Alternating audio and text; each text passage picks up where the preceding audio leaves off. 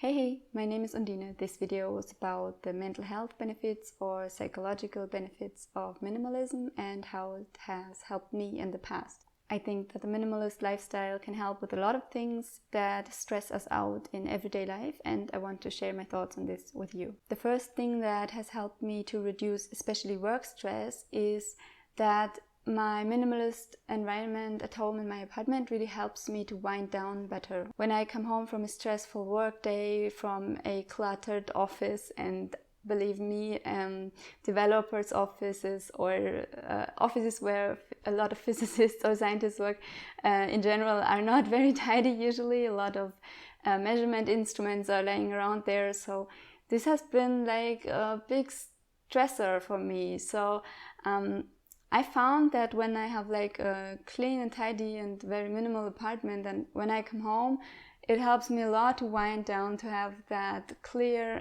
safe space without any visual clutter. And it even helps me to be less stressed when I am in a cluttered environment later, because I always know that I can go back to that place, that my apartment is there waiting for me, and it will be the room that I need after a stressful day. So just knowing that really helps me to deal with a cluttered environment better. I mean, maybe at that point you're thinking something like, what? I don't have a problem with other people's clutter in some office or what? But for me that really was an issue, and just knowing that I had my apartment where there was almost no stuff in it really helped me to get through the day, because I was always looking forward to coming home to that safe space. So yeah. Anyway, point number 2, I really enjoy the fact that as a minimalist you really don't have a lot of cleaning to do. You don't have to tidy up so much because everything has its place. It's really done super fast. I need 5 minutes to clean up my room tops, and that really saves me a lot of time. And I think that a lot of the daily stress that we experience comes from being in a hurry and not having enough time to do the things that we want to do. And I want to be able to spend that time with my family, with my kid, or maybe in nature or on some hobby like filming these videos.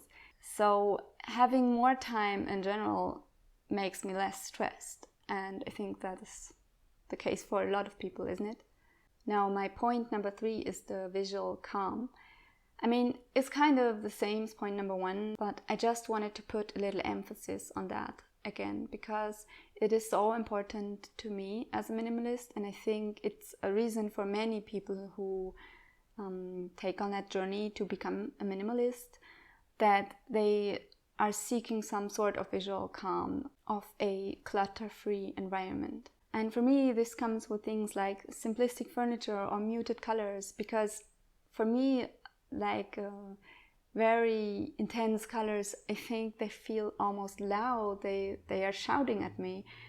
It's hard to explain, but I have this with numbers and also with colors, and they just produce certain emotions or certain impressions. Like even I think I associate numbers with colors, and I also associate colors with sounds. So I don't know, maybe someone has the same weird experience, then let me know in the comments, because that is one of the reasons why I like muted colors, because I don't think they are so loud. I think that they are more calm, more relaxing.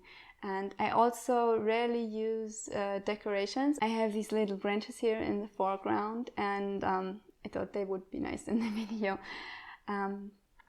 But in general, I only take things from nature, and I don't really like to decorate my room in any special way with a lot of things. So all this stuff, I don't know, I like clean walls, I like white walls, and simple muted colors, white furniture, and this kind of stuff. It's pretty cliche.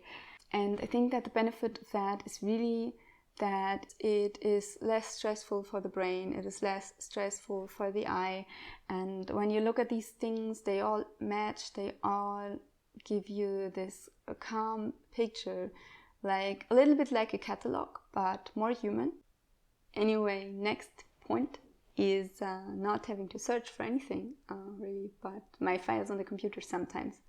But I also have a system for that, so if you want to know, then let me know in the comments, because I rarely ever look for anything, neither files on my computer nor things in my kitchen. The kitchen is a very good example actually, because just think of a drawer that you open the drawer and you have to look inside. And do you have to look?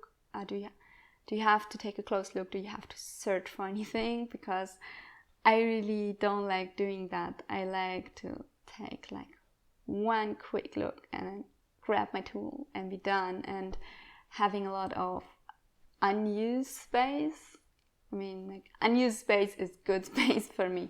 And it saves a lot of time, and it also, I don't know, it produces like a feeling of gratitude. Like just opening the drawer and there's almost nothing in there, or only like the absolutely necessary things. And that is just such a good feeling to know you have so little things, but you have everything that you need, and you don't need to waste any time on your things. So I think overall this feeling of gratitude is completely associated with this minimalist lifestyle for me. And it makes me happy to be able to save time and to look at my things and to see everything that I have and not be overwhelmed. And it just makes me, it's like, it sounds so stupid, but it's really like that every day, that I just enjoy not having much stuff. I don't know. I think if you're a minimalist, you probably get it. And if you're just looking into minimalism, then maybe you're intrigued now. Anyway, the last thing that I want to mention is the effort of saving time over saving space. I rambled a lot about space before because I really enjoy it and how it looks. But overall, I find it very important that if not having enough time stresses you out, then maybe you should put emphasis on saving time first before just saving space and having a clutter-free and whatever, just the basic idea of saving time, whatever that means for you. If that just means getting your things in order and finding a place for all the things that you have. If that is like the first goal that you have, that's perfectly fine. It's not the definition competition, so just focus on the important things first, and then move forward step by step. The most important thing here, as I think, is finding routines that work for you, like a workflow in your office even, or also a morning routine or an evening routine that just stays the same. Like every day you do this, every day I get up and I do yoga and I have my matcha and or my cup of coffee, whatever. So there is this consistency that comes back every day, and in general routines make people feel more safe, and they are something you can rely on in a stressful time, because you just have to recall them. Your brain already knows that, but in a stressful situation you can rely on your routine, and then you can use it and it will give you back some of your calm. So I have found that this helps me a great deal, because I don't want to rush anything. I want to rely on my routines. I want to try and save time so that I have time for things that I really need it for. Because, for instance, when I have to work, when I have a stressful work day ahead, I still want to make that time for my yoga session or for having my cup of tea or whatever. And to be able to do that, to be able to prioritize, this is all part of this minimalist mindset. And yeah, I think that's it.